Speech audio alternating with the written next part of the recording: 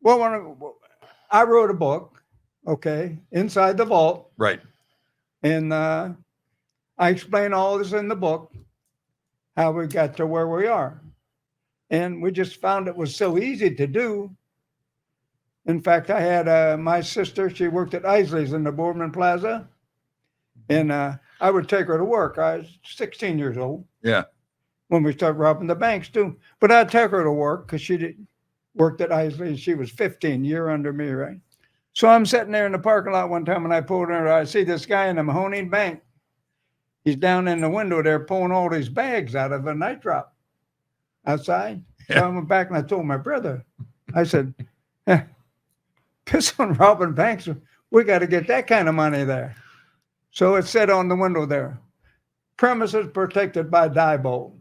And I said, Diebold, what the hell is that? We didn't know nothing, right? Yeah. Ordinary telephone book, we find Diebold in Canton, Ohio. So we made a trip there. Okay. At night. And this is my favorite part of the story. Getting just, if you want to learn how to beat a Diebold system, you go down to Canton. That's where we went. So there's different buildings around there. First building we went in, we could see there was safes. Like you seen them big safes in Kroger's? Yeah. The big round doors on them. Right. Different stages of assembly, you know. Some of the doors laying there. Oh, so you went to the factory. Yeah. Right. Oh, okay. Oh, so you're watching how they put these things together. Yeah. Okay, so you broke in here? Is that you snuck in? Well, you didn't have to break in. Oh, went over a fence, right? Oh, okay. There was a guard shack there. Yeah. He didn't even move out of there. He just stayed there.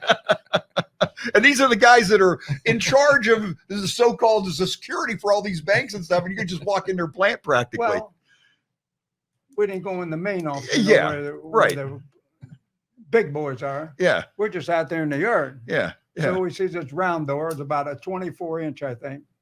They're real thick and heavy. That's what they had on the night deposits. So we used a little two-wheeler, and we stole that door.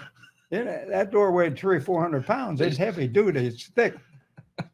And so you guys robbed the company that made the safes. Yeah. And the alarms. The round door. Okay. Now, you know what? That's some sharp thinking. I got to tell you, to me, that's like genius. I don't think they expected it. Yeah, definitely not. Okay, so continue on. I don't want to interrupt you. That round door, how heavy it is and how big it is. And that's what they had on the nut drop, so nobody could, take them. So we had to learn about that. And so we took that home. That didn't take long. Now we have to find out about the alarm system. So we made another trip back to Diebold and for the alarm system. And this is the truth. We're going around, I got the flashlight, I'm looking through the windows, right? I look in there and I see this one room, and it's about a 2 foot by 3 foot or something. And I see all the stuff on it. I said, that looks like probably an alarm board. It was for workers to train them. So went in that building, looked around, sure enough, it even had wires running to a night drop. They had a night drop there, had wires running to it. They had it all set up to train them guys. So we just took the whole board. Took the whole board out of there. Well, their training program must have worked pretty well because it was. See, I wonder what the next day or the next week when these guys come in and they see that all their stuff is gone. What do they think? Yeah. So then I took her to a friend of ours that knew electronics, and we didn't know nothing. We didn't know what's happening. Yeah. Right away, he started running his head. He was a smart guy. So he came right out with it. He told us how it's working and everything. So that's how we wind up building, which in my book, we called it the Boss Man.